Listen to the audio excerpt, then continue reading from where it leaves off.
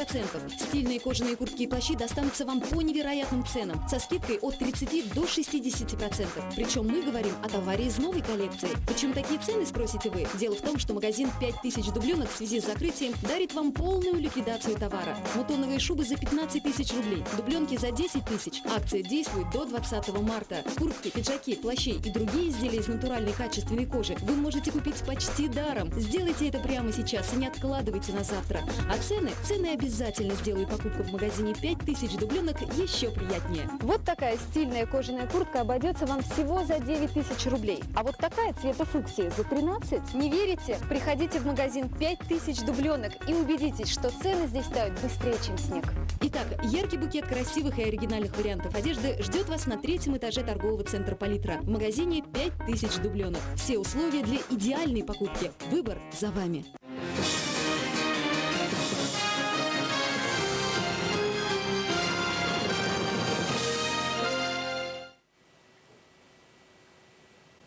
В эфире информационная программа «Город», в студии Екатерина Привалова, и мы продолжаем выпуск. Своеобразный эксперимент решили провести в Татарском драмтеатре. Необычным для челнинского зрителя будет многое – и декорации, и сюжет, и выбор произведения. Здесь готовится премьера спектакля по роману японского писателя Кобо Абэ. На генеральной репетиции побывала наша съемочная группа.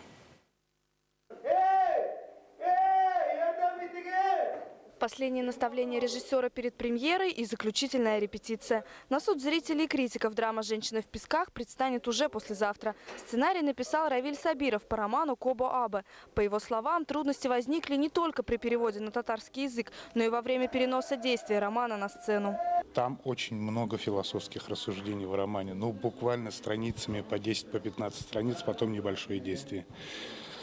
И все это показать на сцене очень трудно. Там вот такой толстенный роман, мы все это показываем за 100 минут.